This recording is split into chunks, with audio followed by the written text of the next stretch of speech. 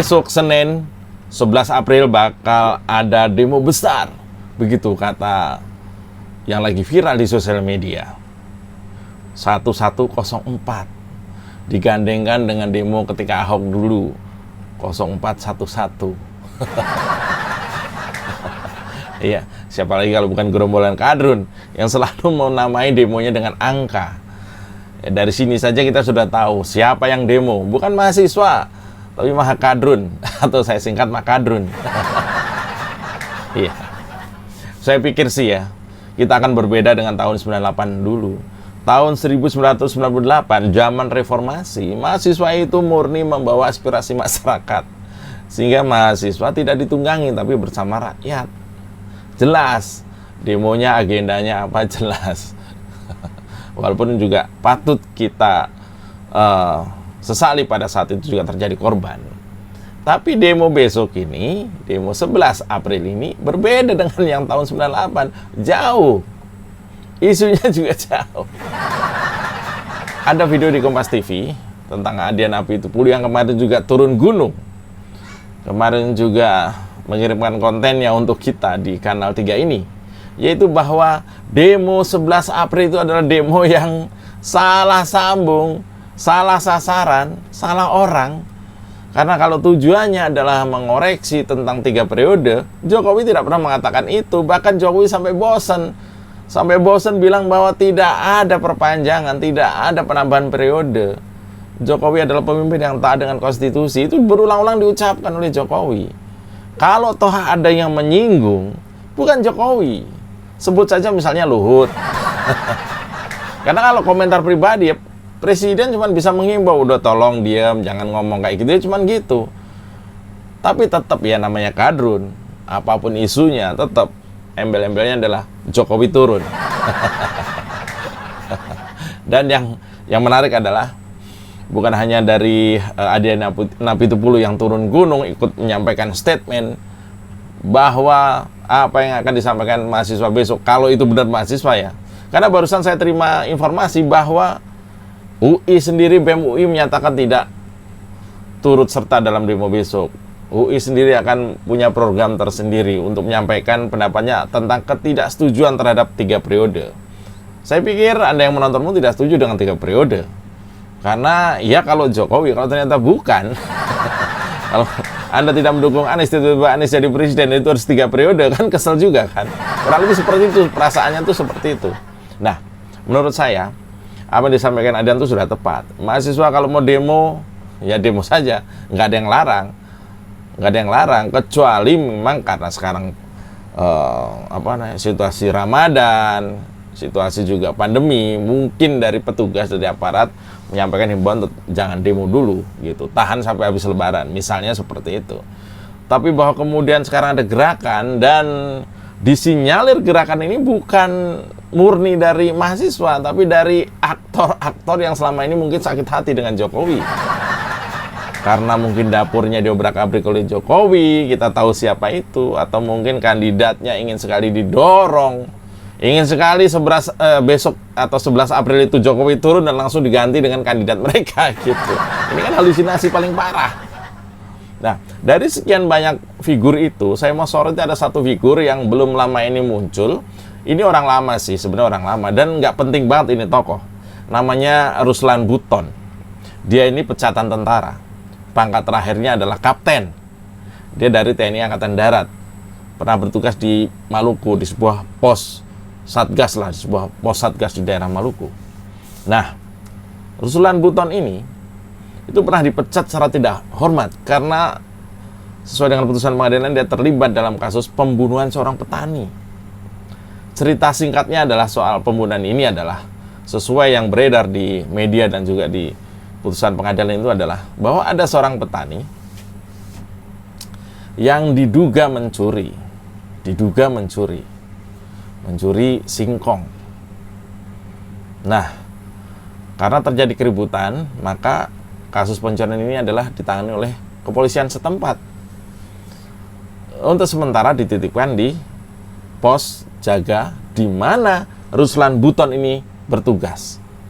Yang terjadi adalah ketika istri si tersangka pencurian ini datang, menjenguk suaminya, atau suaminya ini yang kabur, namanya Lagode kalau nggak salah. Nah, Lagode ya, Lagode ini karena ternyata ketika dititipkan di pos itu dia bonyok, dihajar oleh petugas yang berjaga di situ, dia berhasil melarikan diri. Lalu ketemulah istrinya. Ketika ketemu istrinya itulah dia menceritakan bahwa dia bonyok, dihajar, digebukin di pos itu. Gitu. Melihat hal itu, oknum aparat atau tentara ini mengintimidasi suami istri untuk jangan sampai lapor polisi. Dan dia dikasih uang untuk tidak lapor. Nah, sang istrinya ternyata punya nyali. Dia tidak mau, dia lapor. Bukan cuma ke polisi, tapi ke Propam. Dari situlah penyelidikan dilakukan dan ternyata sampai kemudian si namanya Ruslan Buton ini karena menjadi ketua yang berada di pos jaga itu, dianggap terlibat terhadap kematian. Ternyata orang si Lagode ini sampai meninggal.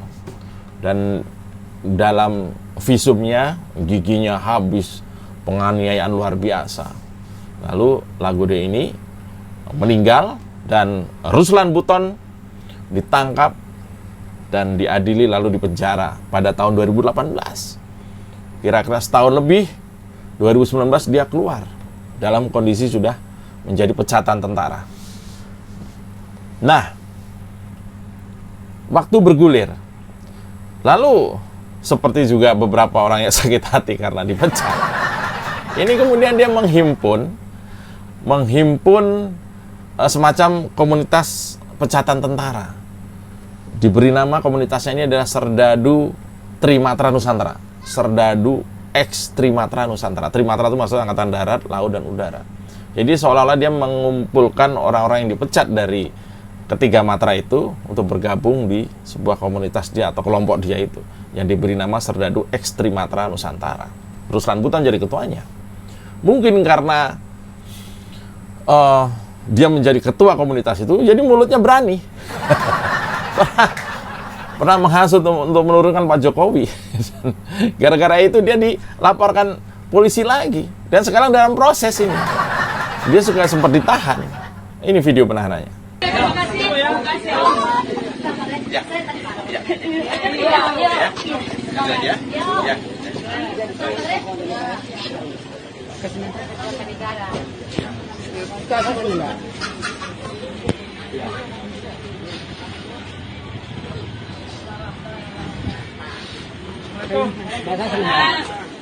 Dapat semuanya? Ya. Ruslan ini mendapat penangguhan dari proses hukum yang dia jalani. Nah, saat ini posisinya adalah dia itu sedang dalam proses hukum, tapi sedang ditangguhkan proses penahanannya, sehingga dia berada di luar. Sekarang ini sedang proses kesaksian dari saksi ahli. Nah, dalam situasi seperti itu, Ruslan ini kembali bersuara.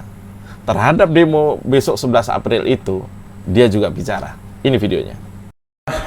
Untuk sahabat juang nasionalis sejati, kita semua tahu bahwa saat ini bangsa kita sedang menangis. Saya secara pribadi sangat merasakan apa yang dirasakan oleh rakyat kita yang segalanya semua kesusahan. Apa yang kita bisa dapatkan enak di zaman sekarang? Tidak ada. Meskipun dalam bungkusannya mereka selalu bilang bahwa semua adalah sudah dilakukan sebaik mungkin.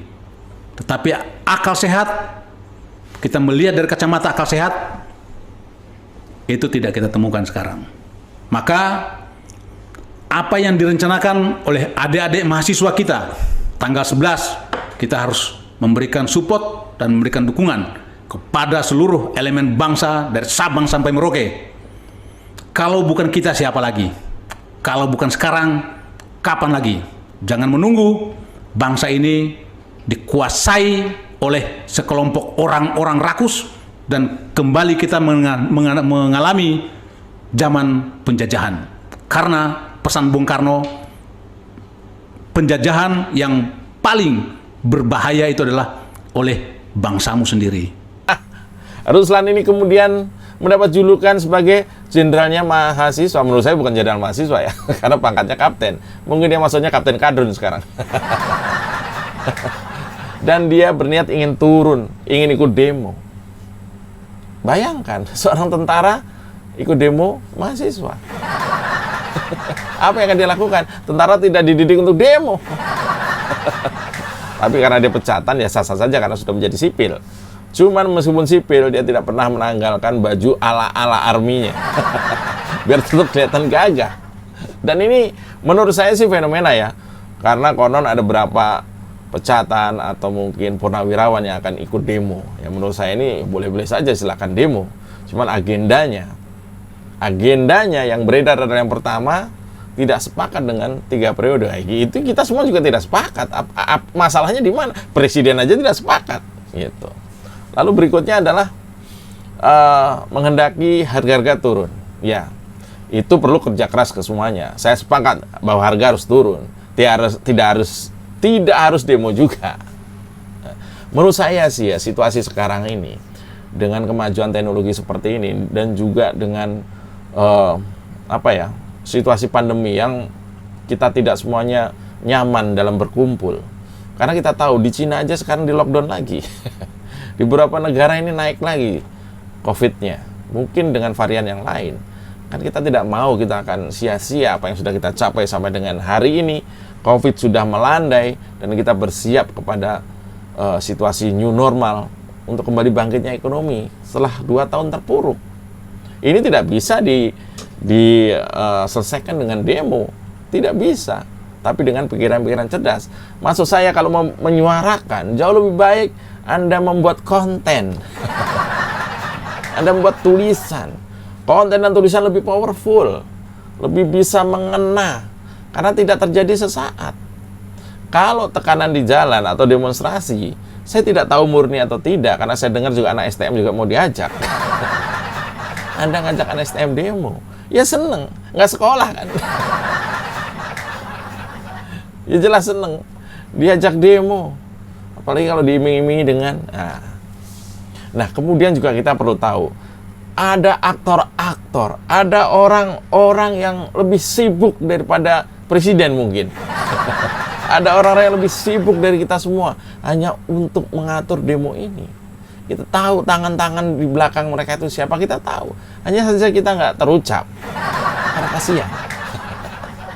Ya, apapun temanya, apapun momennya, kapanpun demonya, tetap tujuan mereka itu bukan untuk rakyat, menurut saya bukan. Tujuan mereka ini ingin berkuasa. Orang-orang yang menggerakkan mahasiswa ini adalah ingin berkuasa, ingin menggantikan Jokowi itu saja. Bohong kalau mereka mikirin rakyat. Kalau mereka mikirin rakyat, mereka nggak demo. Karena apa? Dengan demo ada kemacetan. Dengan kemacetan orang jadi susah berusaha. Yang ada makian. Kalau mereka mikirin rakyat, mereka nggak akan demo. Kenapa? Pertama ini puasa. Orang mau hemat tenaga. Kalau mereka mikirin rakyat, mereka nggak akan demo. Mereka justru akan membantu pemerintah dengan ide-idenya, dengan ngajak ngobrol lebih berkualitas. Kenapa mereka tidak melakukan itu? Ya tidak, karena mereka orang-orang di belakang layar. Mereka orang-orang yang tidak mau menyentuhkan kakinya mungkin, atau tidak berani menampilkan sosoknya. Karena kepentingannya bukan itu. Kepentingannya adalah kepentingan kelompok mereka. Supaya bisnis hitamnya tetap jalan. Supaya gerak-gerik mafianya tidak terendus, supaya harta jarahan mereka di masa lalu tidak dicolek oleh Pak Jokowi, supaya mahasiswa-mahasiswa ini tetap bisa dikelola sehingga menjadi pemilih mereka ketika nanti misalnya pemilihan umum. Jadi mereka tidak mikir bahwa oh iya masyarakat minyak mahal, minyak goreng sulit didapat. Tidak seperti itu. Saya yakin tidak. Agenda mereka adalah secepatnya untuk berkuasa. Apakah mereka siap? Belum tentu. Kalau siap ya ikut aturan yang sudah ada, ikut aturan main dong, pemilu, buat partai, pemilu dan sebagainya. Orang-orang yang nyinyir ketika buat partai nggak laku. Coba aja. Orang yang terlalu nyinyir buat partai nggak laku. Siapa? Amin Rais. Malah mau bubar.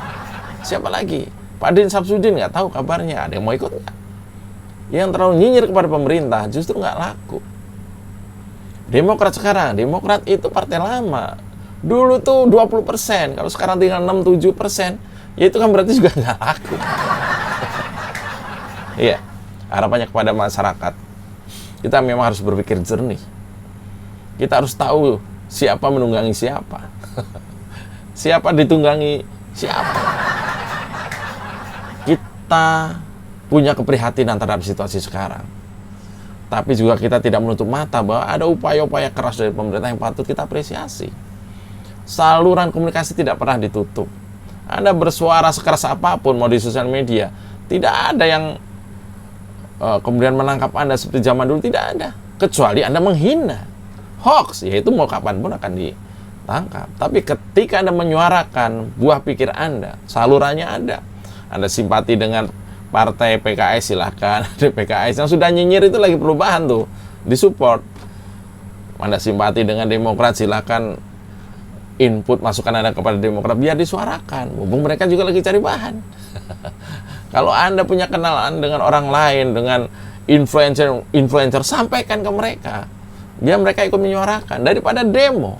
Katakan yang demo 10.000 orang. Itu hanya keringat aja yang banyak. Biayanya berapa untuk menghadang demo seperti itu? Jelas demo harus dihadang, karena ada aturan-aturannya. Kan nggak lucu dilihat negara lain kalau ada anak STM masuk ke istana negara tanpa ada pengawalan, kan?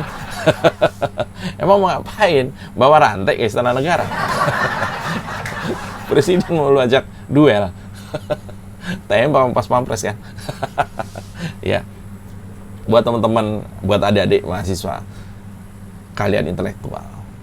Jangan mau ditunggangi oleh kaum non-intelektual. Kadrun misalnya. Itu akan mendowngrade, menurunkan apa yang Anda bela selama ini, yaitu akal waras. Kecuali memang nggak ada. Yang mau demo, silakan demo, risiko tanggung sendiri.